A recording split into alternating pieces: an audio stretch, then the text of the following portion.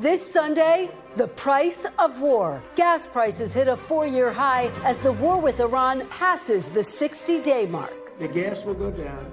As soon as the war's over, it'll drop like a rock. And as President Trump weighs his next military move, the Pentagon reveals the growing price tag for the conflict. And the political fight here at home is heating up. The biggest adversary we face at this point are the reckless, feckless, and defeatist words of congressional Democrats and some Republicans. The president must terminate this use of force until Congress says otherwise. Plus, targeted. Former FBI Director James Comey is indicted for a second time for posting a photo of seashells arranged on a beach that prosecutors say amounted to a threat against President Trump. Threatening the life of the President of the United States will never be tolerated. I'm still innocent. I'm still not afraid. And lines drawn. States move to redraw congressional maps after the Supreme Court decision limits the Voting Rights Act. This is obviously the right result. But we're not here to step back. We're here to fight back. What will it mean for the midterms and beyond? My guest this morning, Acting Attorney General Todd Blanche and Democratic Senator Adam Schiff of California. Joining me for insight and analysis are NBC News senior Homeland Security correspondent Julia Ainsley, Amna Nawaz, co-anchor of PBS NewsHour, Marc Short, former director of legislative affairs for President Trump, and former Democratic Congresswoman Val Demings. Welcome to Sunday. It's Meet the Press. From NBC News in Washington, the longest-running show in television history, this is Meet the Press with Kristen Welker. Good Sunday morning. As the war with Iran surges past the critical 60-day mark, gas prices are at their highest point since the conflict began. The average price of gas is up 47% since late February, from $2.98 per gallon to now $4.39 per gallon. President Trump, who campaigned on a promise to lower prices, is facing growing pressure over the price spike as the war becomes as unpopular as the Iraq and Vietnam wars at their peaks. Gasoline's high. Other prices are way down, but gasoline's high. But when this is over, you'll have a world without a nuclear weapon with Iran. When the war will end remains an open question. Under the 1973 War Powers Resolution, a president must seek congressional authorization for continued military action after 60 days. But the Trump administration now argues it does not need approval, saying a ceasefire declared on April 7th resets the clock. President Trump writing to Congress, quote, "There has been no exchange of fire between the United States forces and Iran since April 7th, 2026. The hostilities that began on February 28th, 2026 have terminated." The president on Friday. Why are you not seeking congressional approval to extend it? Because it's never been sought before. There's been many times, and nobody's ever gotten it before. They consider it totally unconstitutional. But we're always in touch with Congress. But nobody's ever sought it before. They don't like the word war, and they call it a military operation, because that way you don't have a war, you don't have legal problems.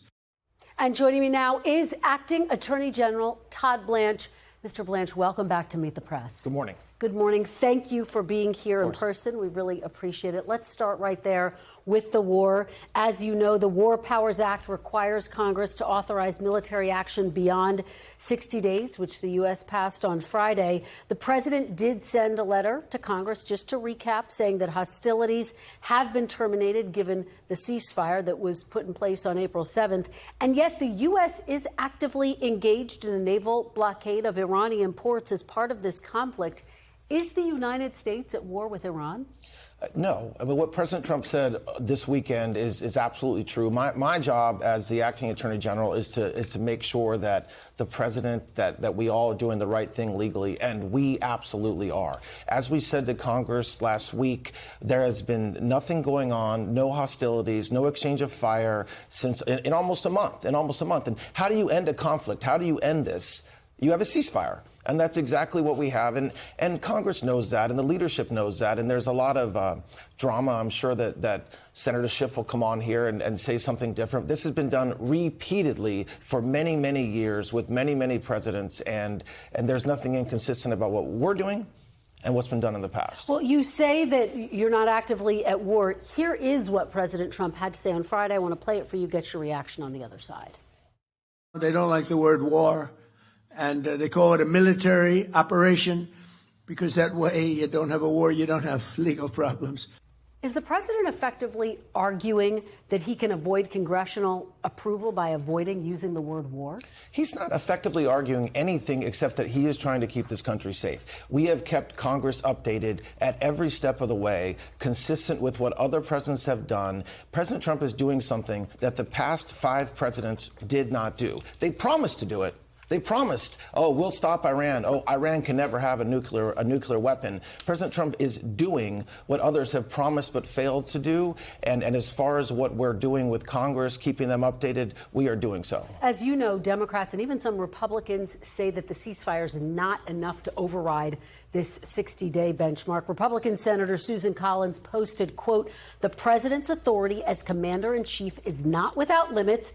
That deadline is not a suggestion. It is a requirement." Are there any legal limits on the president's powers to carry out the war with Iran?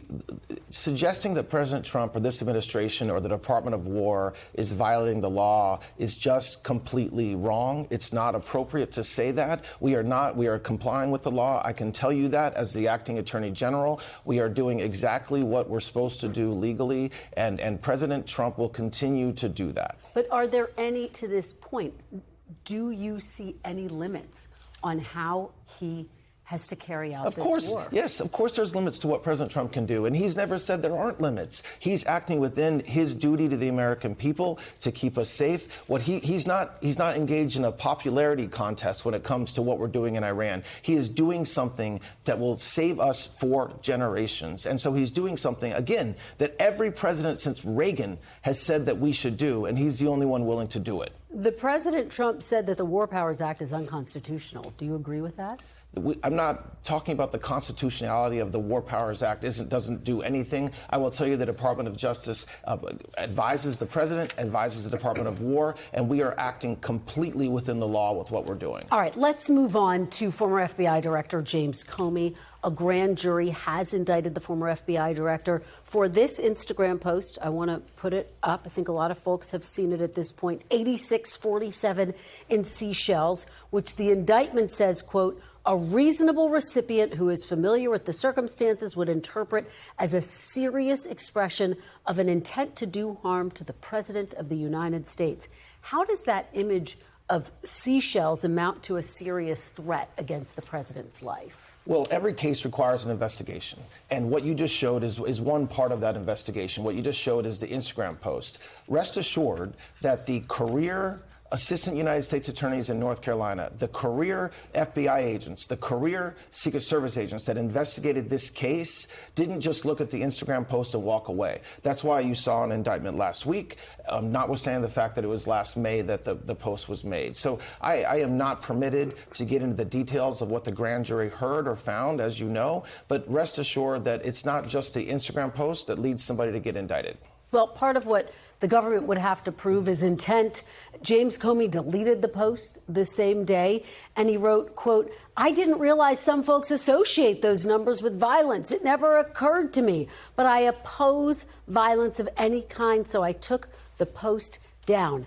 How do you prove intent, Mr. Blanche, when Mr. Comey himself said he didn't understand that some people would look at that and think about violence? You prove intent like you always prove intent. You prove intent with witnesses. You prove intent with documents, with materials. So again, this is not just about a single Instagram post. This is about a body of evidence that the grand jury collected over the series of about 11 months That evidence was presented to the grand jury. And it's not the government, it's not the Department of Justice, it's not Todd Blanche that returned an indictment against James Comey. It's a grand jury, part of the judicial process. And that this process has to be allowed to play out in the courts. It's not fair to Mr. Comey. It's certainly not fair to the prosecutors for us to be airing your view or my view of this indictment. It's something that will be presented in court at the time set by the judge. Well, let's delve a little deeper. Conservative legal scholar Jonathan Turley said, quote, "This indictment is facially unconstitutional, absent some unknown new facts." Are you in fact saying that there are facts beyond this Instagram post that clearly establish an intent to threaten the president's life? I've said repeatedly that this was an investigation that lasted 11 months. If the only facts that existed was the posting of the Instagram, obviously that wouldn't have taken 11 months. And so when Mr. Turley talks about whether it's facially unconstitutional, absent unknown facts or circumstances, we will necessarily have to prove beyond a reasonable doubt at trial every element of this crime, which we're prepared to do. Can you and will you let the public know what any of those other facts are? Absolutely. It's called a trial. That's what happens in every single case. We indict thousands of cases every year. Every one of those cases, there's an indictment, and then eventually there is a trial or some sort of disposition. At the trial, a public trial that will be open to the public, everybody in this country will know exactly what evidence the government has against Mr. Comey. I know you can't give me specifics, but can you give me any insight? Are you talking about writings? Are you talking about conversations? What does this other evidence consist of? We are talking about evidence of all sorts, and that means documents, that means witnesses, and that means the whole array of what we did. And again, we are not talking about some political guy in D.C. running out and getting an indictment. We are talking about career prosecutors in North Carolina, systematically investigating a case with the FBI working with them, with the Secret Service working with them, and now we have an indictment. Well, the image, excuse me, is part of what led to this indictment. Yes. It is worth noting that on Amazon.com, we looked this up, there are dozens of products with the same terminology. We're showing it right here, 8647 being sold and purchased right now. Should individuals selling or buying 8647 merchandise be concerned that they're going to be prosecuted by the DOJ? This isn't about a single incident. Okay, this isn't. I mean, of course not. That's posted constantly. That phrase is used constantly. There are constantly men and women who choose to make threatening statements against President Trump. Every one of those statements do not result in indictments. Of course, there are facts, there are circumstances, there are investigations that have to take place, and we have charged dozens and dozens of men and women this year with threatening President Trump and others. So this isn't a new charge we're bringing. Just to be very clear, you are suggesting the seashells themselves are not at the root of this indictment. No, I am suggesting that every single case depends on the investigation that's done. And of course, the seashells are part of that case. I mean, that's what the public sees. But without a doubt, and it should be evident by the fact that it's been 11 months since the posting and the indictment, there is an investigation that takes place. And that's the result. The result of that investigation is the indictment that was returned last week. Let's talk big picture. Back on September 20th, President Trump publicly posted a private message to then Attorney General Pam Bondi, pressuring her to prosecute Senator Adam Schiff, James Comey, and Letitia James, writing, quote, "They're all guilty as hell, but nothing is going to be done. They impeached me twice. They indicted me 5 times over nothing. Justice must be served now."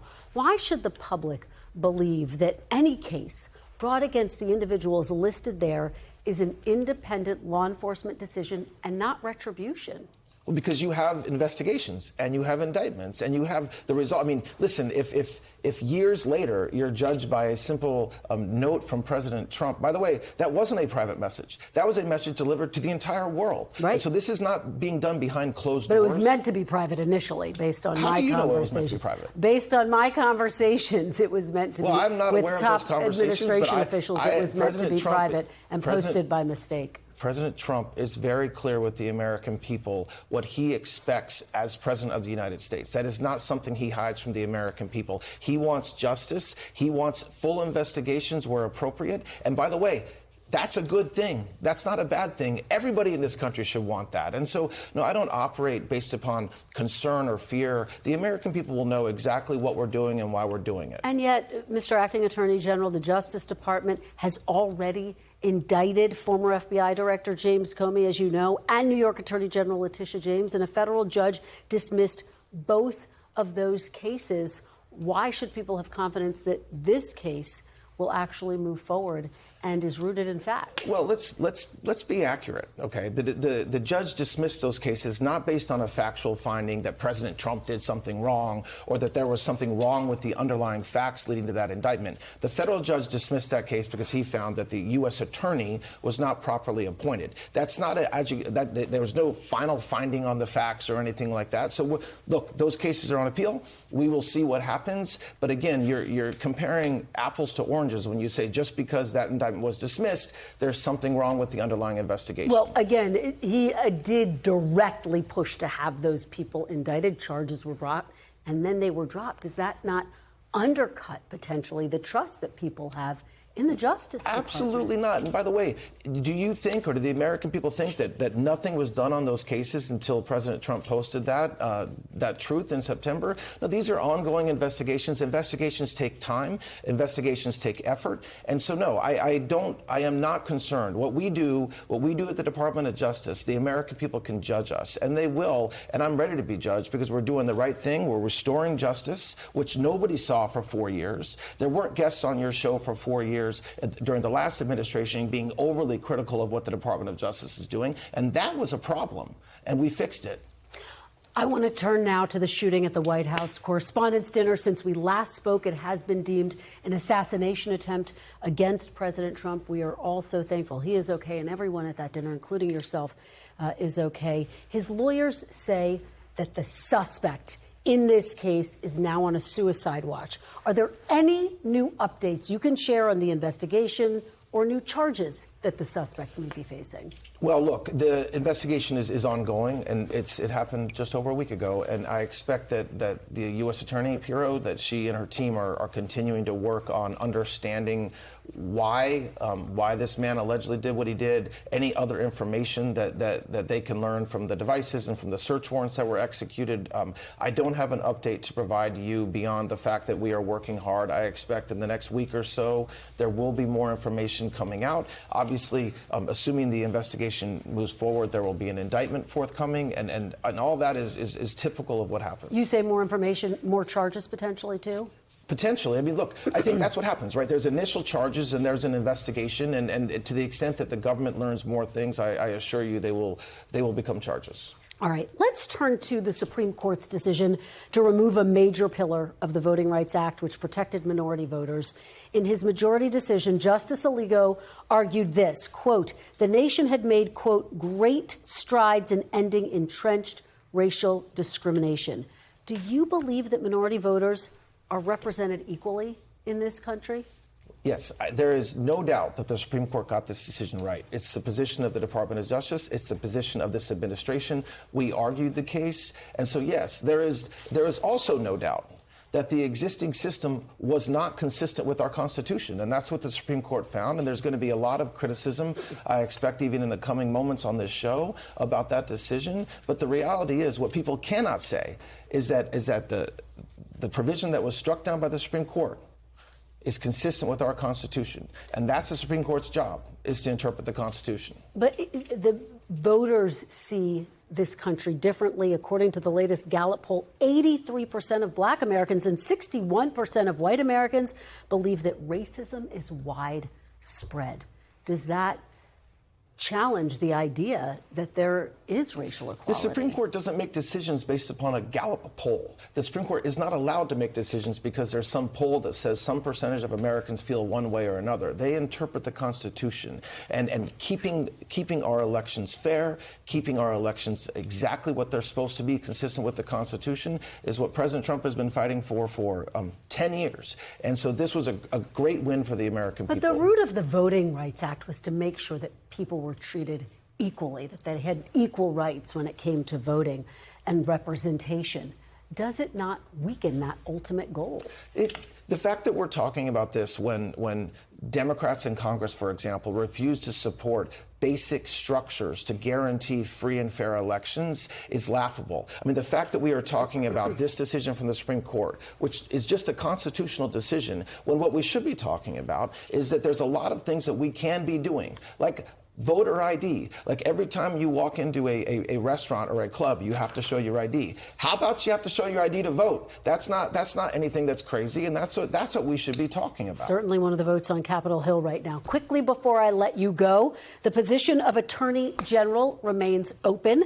You still have an acting in front of your title. Are you hoping to drop that acting title and become the Attorney General? I am happy to do my job. No matter, President Trump can ask me to do whatever he chooses, and I'll be happy to do my job. The Department of Justice, all of our employees are working hard every day to restore justice, and we will continue to do that. I love my job, no matter what it is. All right, Acting Attorney General Todd Blanche, thank you very much for being here to cover a range of topics this morning. We really appreciate it.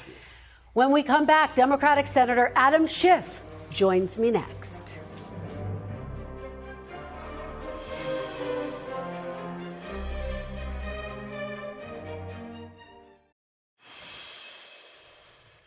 Welcome back. And joining me now is Democratic Senator Adam Schiff of California. Senator Schiff, welcome back to Meet the Press. Thank you. Thanks so much for being here. Let's start with the war, where I started with the acting attorney general, now past its 60-day mark. President Trump, as you know, sent a letter to Congress arguing he does not need congressional approval because the ceasefire paused the clock effectively. Do you think the administration is following the law? No, absolutely not. And it's important to recognize this war was unlawful and unconstitutional from the start. We didn't have to wait 60 days to reach that conclusion because under the Constitution, only Congress can initiate a war or authorize a war or declare war. The only exceptions are if the United States is attacked or there's an imminent threat of attack, then the president can take action in the near term. That's when the 60-day clock begins, if there's a legitimate reason to begin the war at the start. And there wasn't here. This is a war of choice, which has now brought a terrible cost in 13 service members who lost their lives, scores of others injured, many seriously injured, highest gas prices now in years. It's pushed inflation up to a high in several years. And, of course, the opportunity cost is that we can't invest in hospitals and health care, in things that would improve the quality of life for Americans. But this war was plagued from the start. It's also important in terms of the War Powers Act. That act, as that Susan Collins quote illustrates, she's accurate about that, dictates that U.S. forces have to be removed after 60 days unless Congress has intervened to authorize action. We haven't. The Navy is still deployed. It is still blockading Iranian ports. It is still interdicting ships. There is no exception for the U.S. Navy to the War Powers Act. So what Mr. Blanche said is absolutely wrong. I think they understand that. And what's more, the president's claim at the outset of your segment that no president has sought an authorization to use force is also simply wrong. George W. Bush, of course, did both at Afghanistan and with the Iraq War. Let me ask you, because back in 2007, you called on then-President Obama. In 2011, I should say, you called on then-President Obama to seek congressional authorization for military force in Libya after exceeding the 60-day mark. The Obama administration argued that because there was no sustained fighting, the War Powers Act did not apply then. If Congress didn't enforce the law then, why should Americans have confidence that it will be enforced now? Well, I think that was a mistake then. I think it's an even bigger mistake now. The Obama administration at the time claimed that hostilities had never begun. So they didn't make the acknowledgement that President Trump has here, that he began a war 2 months ago. They claimed because of the limited nature of our engagement, the limited risk of escalation, that hostilities as defined in the act never began. Now, I think that's wrong, and that's a mistake. And you're right, both parties have fallen down on the job in terms of asserting Congress's war power. But we've never had a full-fledged war like this that the president himself acknowledges is war.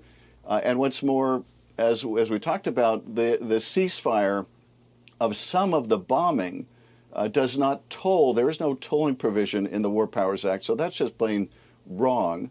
But you're right. Both parties have been at fault here, but I don't think we've ever had such a clear violation of the act as we have right now. Let me ask you about the impact here at home. Obviously, the center of it, those high gas prices, they rose to a 4-year high this week. Democratic Senate nominee James Tallarico has called to suspend the federal gas tax of 18 cents per gallon until prices start to fall. Is that something that you would support in the Senate, suspending the federal gas tax? I've argued in the past, under circumstances much less egregious than this, that we could suspend the gas tax, but we needed to pay for it with a windfall profits tax on the oil companies that are making money hand over fist. So I would support a proposal like that. That won't deplete us of revenue to fix our roads. But really, the best remedy to bring down gas prices is to bring this illegal war to an end. And I don't think anything short of that is really going to make a demonstrable impact on price at the pump. The way prices are going up and the speed they're going up, it would very quickly eat up any savings from suspending the gas tax. But I'd be willing to entertain that if the oil companies who are making such big profits have to pay for it. Well, let me follow up with you and ask about your state specifically. California has the highest tax on gasoline, ranging between 60 cents to 70 cents per gallon. Would you call on Governor Gavin Newsom to suspend the gas tax in your state? Well, again, I'd be open to that as long as we place that windfall profits tax on the oil companies. But look, in California, we have some of the dirtiest air in the country. We've made a lot of progress in trying to address it. Some of these revenues go to helping us do that, as well as maintain and improve our roads, our bridges, and a lot of the deferred maintenance, which is very much a need. So we have to continue to invest in infrastructure. Again, I think the way to try to reduce prices as well as make sure we have the resources to invest in our cities is by making sure oil companies are paying their fair share, not gouging people. And that's, in addition to ending this war, I think the kind of steps we need to take. Let me ask you about former FBI Director James Comey, indicted, of course, over that social media post, which federal prosecutors say was a threat to harm President Trump. You just heard my conversation with Acting Attorney General Todd Blanche about this. You have called the case, quote, a vindictive prosecution. But a grand jury did sign off on the case. Are you saying that you do not have faith in that grand jury? Look, as one judge notably said, a skilled prosecutor can indict a ham sandwich. The prosecutor gets to show the grand jury what it wants to show the grand jury. It is not, the grand jury doesn't get to see a lot of the exculpatory evidence, doesn't have independent legal experts to talk about how frivolous this case is. I'm sure none of that was done here. And look, the only facts that distinguish this case from those people buying things on Amazon or posting things on Amazon is not any particular facts that are not visible to the public. It's the fact that James Comey is a political opponent of the president's. It's the fact the president has called upon him for prosecution. It's the fact that Todd Blanche wants to keep this job. It's the fact that Pam Bondi didn't successfully bring a case against one of the president's enemies. All of that is deeply illegitimate. I was a prosecutor for almost 6 years.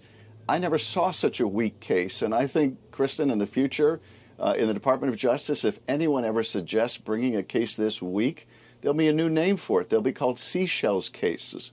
Are you telling me we should bring another Seashells case? I think this case is likely to be thrown out even before it goes to a jury. It will absolutely be thrown out by the jury.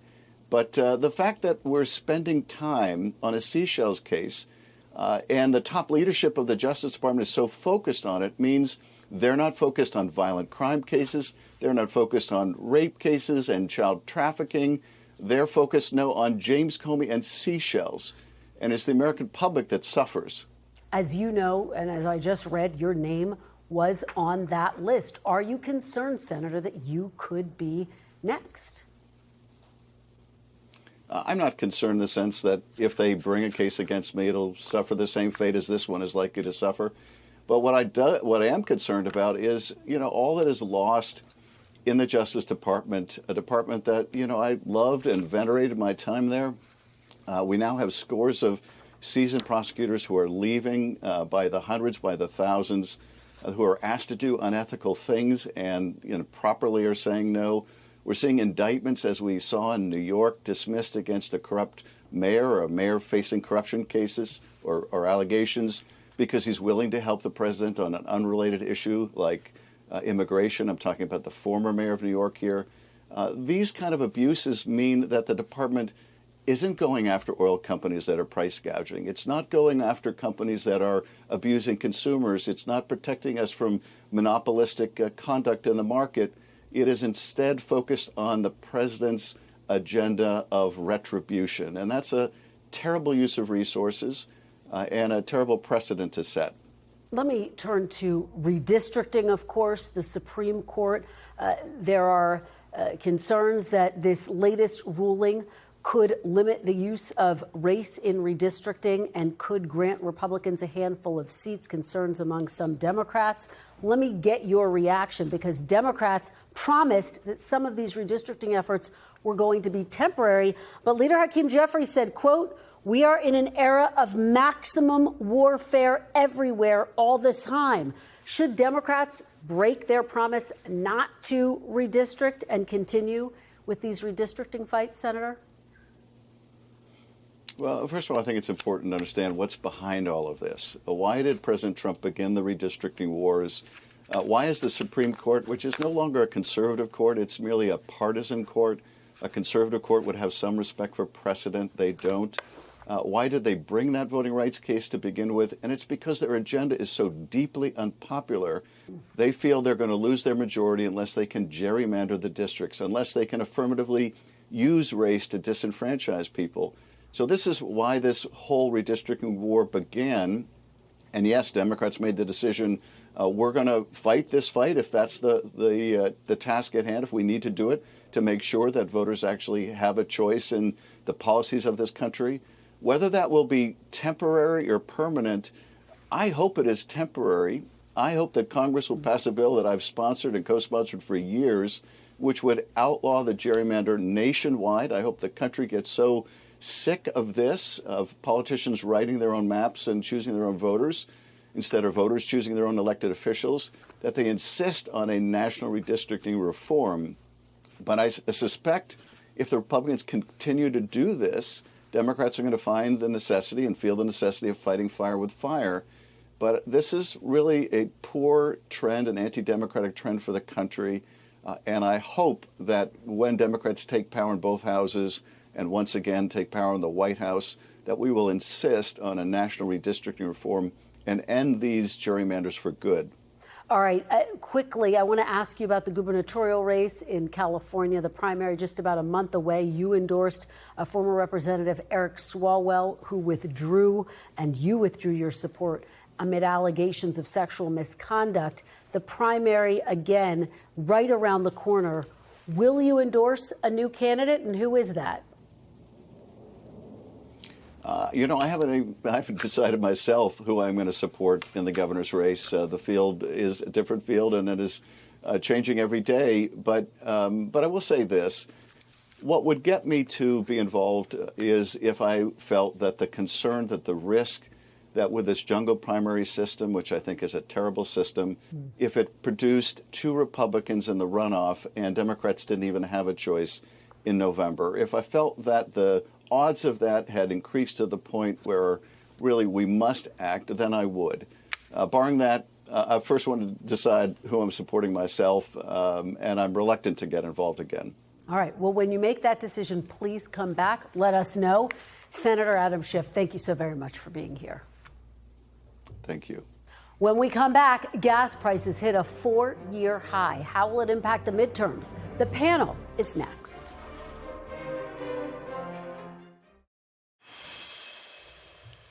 Welcome back. The panel is here. Julia Ainsley, NBC News senior Homeland Security correspondent and author of the new book, Undue Process. PBS NewsHour co-anchor Amna Nawaz, former Democratic Congresswoman Val Demings, and Marc Short, former Trump Director of Legislative Affairs. Thanks to all of you. Welcome. Let me start with you, Amna. Let's talk about what we heard from the acting Attorney General about the war in Iran. I asked him point blank, is the U.S. at war? He said no, and argued that there is a ceasefire. Therefore, the clock's been halted on that 60-day deadline. What are you hearing? We know President Trump was briefed about a range of potential options, including military options. Well, we know President Trump has not taken military options off the table since the start of these actions. He never has. I doubt he ever will, because this is a president who likes to keep his options open. I found it interesting, the legal argument he was making there, because we should also point out this is not the first president to argue about the unconstitutionality of the War Powers Act. I'm old enough to remember Obama and the signature drone strikes, George W. Bush and enhanced interrogation techniques. Nixon tried to veto the War Powers Resolution, right?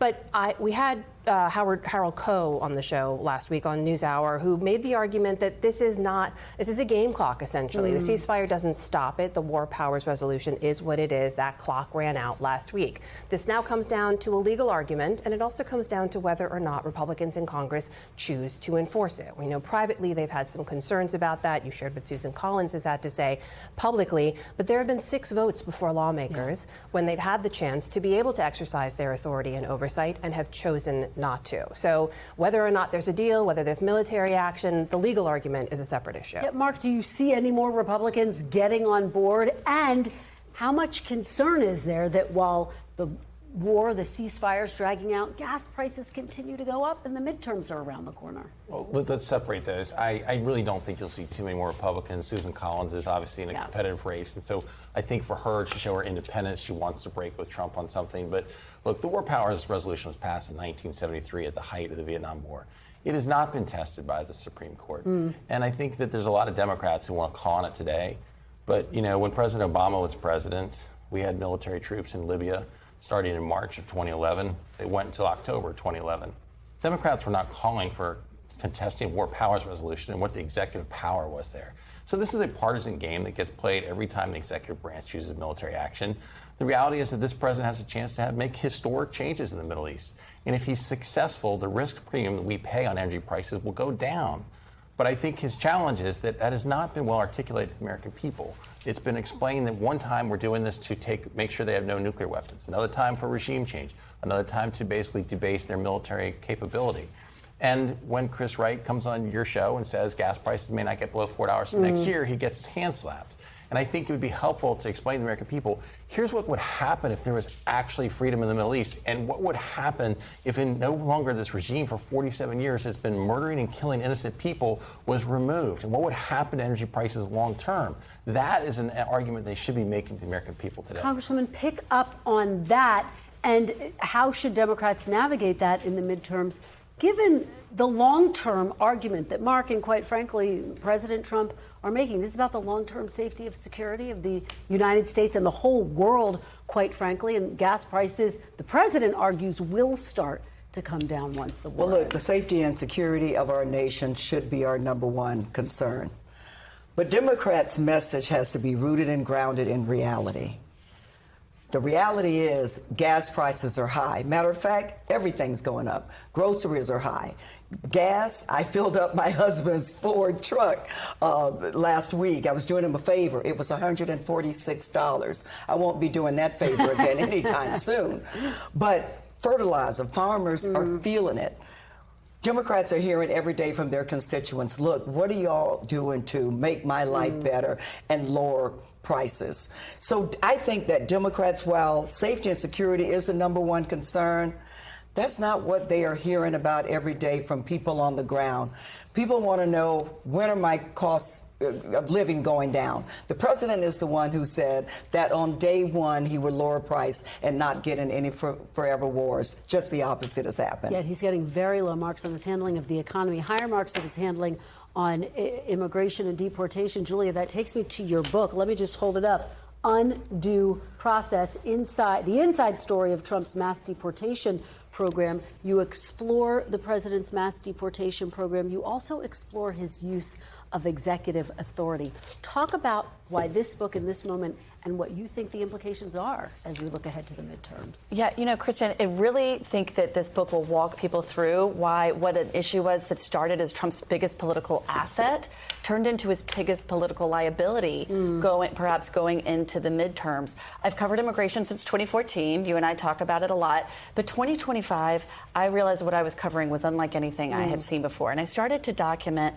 every change in policy, whether it was using the Alien Enemies Act to deport people without due process, or a number of changes that they were making throughout. And what I found was a vast expansion of executive power. And what I tell people is, no matter how you feel about immigration, whether you're for deporting every illegal immigrant who's living in the United States, anyone who crossed the border illegally, or you think everyone who crossed the border should have asylum, this is a vast expansion of executive power. In fact, one of the things that I reveal in the book was a program that they wanted to expand that would allow technology to scan social media of foreign students who are legally in the United States and find anything that they were posting that was just anti-Trump priorities, and then to take that list and find underlying crimes so they could revoke their visas and deport them. This is coming from a president who also said, after sending people to CCOT prison in El Salvador, what if we did that for Americans? So I think even if people are picking up this book, and immigration isn't their top issue, it's not something that brings them to the polls, they're going to learn just how far things could have gone and all of the moments that led up to the flashbangs that we saw throughout the summer, really leading to Minneapolis. Well, Julia, thank you for being here to talk about it, Undue Process. It's a great book. I've started reading it. And as you say, has big implications for the midterms. We're going to have much more on the midterms. So please stick around, guys. When we come back, an historic visit from King Charles, how the British monarchy has endured in our Meet the Press Minute next.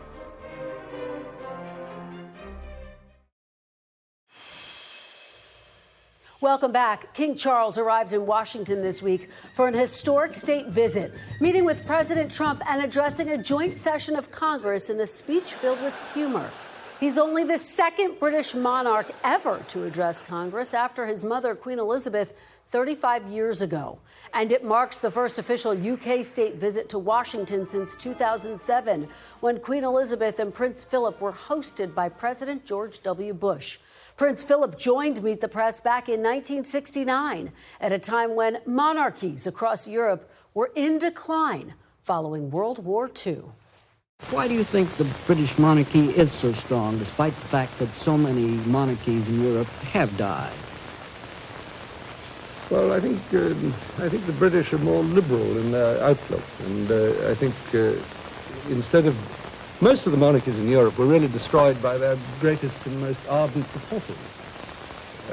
It was the most reactionary people who somehow or other tried to hold on to something without letting it develop into change. I think in the United Kingdom, the monarchy, I think, for a long time has been much closer to the population as a whole, and therefore has responded has been more in touch and responded to different attitudes, whereas I think the monarchies of Europe were much more stylized, they're much more rigid in their concept, and this has eventually destroyed them.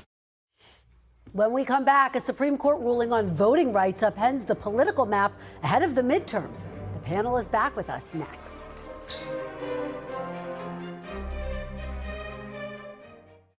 Welcome back. The panel is still with us. Julia, let me start with you, because this week Congress finally voted to end the longest partial government shutdown, DHS shutdown, but still not funding ICE and CBP. And you've been reporting it could take some time, actually, to get DHS back online. Yeah, especially in the way TSA workers are hired. 1,100 quit. It takes some time to onboard people and to convince them to come work for an agency that could lose funding again in September. That's why we saw Delta this week say they want to see a separate package to make sure that FAA workers and TSA workers keep getting funded during a shutdown. But, as I explained in my book, this is a behemoth agency that started in 9/11, and now you have some very practical agencies that everyone needs, like FEMA, that have been tied to these controversial policies. So it could happen again. There are problems for Congress as well as for the American people who could continue to see long lines at airports this summer. Well, I know you and we will all be watching it very closely. Amna, let me talk to you about another huge headline this week. I was talking about it with our guest, the Supreme Court decision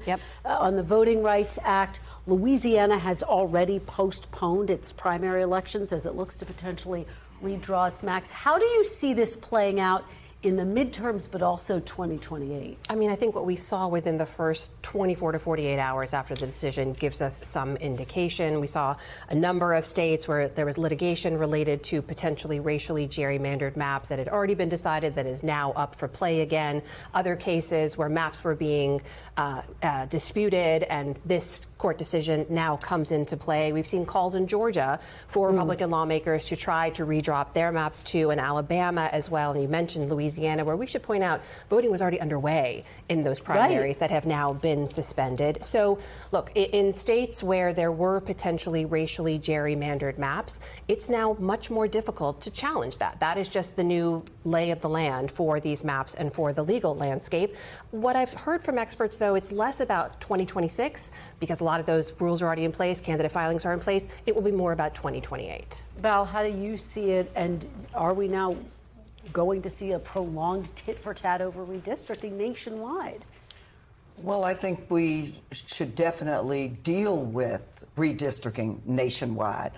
And let us not forget that the president started this redistricting war.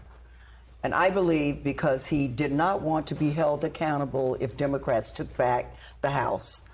And so in Florida, as you well know, we have just gone, the governor just presented maps, hopefully trying to give Republicans 3 or 4 additional seats.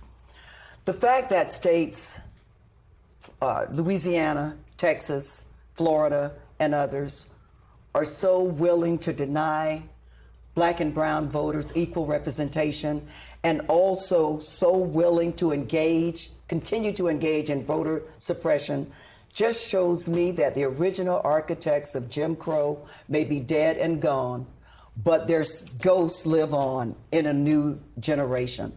Florida has a problem, though. In 2010, 63% of the voters voted in favor of the law saying that you cannot draw districts to favor a political party. Yet the governor clearly indicated that the maps would help Republicans in the House, and also the maps were color-coded to show just that. And so we have a problem. Got to respect the law. Marc, Congresswoman Demings is saying that the ghosts of Jim Crow live on in this. How do you see it? Look, the Congressman knows how much respect I have for her service, not just in Congress, but also as a police chief. But the thing, I agree with John Roberts, the best way to end discrimination is to stop discriminating based on race. The reality is that, thankfully, this is not the 1960s. It's not the Jim Crow era when it comes to race relations in America anymore. A federal court ordered Louisiana to draw a specific African-American majority district. That's what the Supreme Court overturned. They did not gut the Voting Rights Act. They said you can't do that. You have to have evidence of current discrimination, not something from 1960.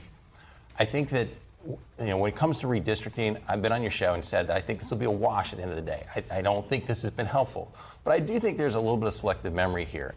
In 2022, in the right after Biden, in the first midterms, Democrats voted to redraw New York until the courts threw it out. In Virginia, the governor ran one of those dishonest, disingenuous campaigns in modern history on redistricting. All right, guys. Black people are discriminated every day in the United States of America. We will continue this debate offline. Unfortunately, we're out of time. Thank you so much for a great discussion. That is all for today. Thank you for watching. We'll be back next week because if it's Sunday, it's Meet the Press.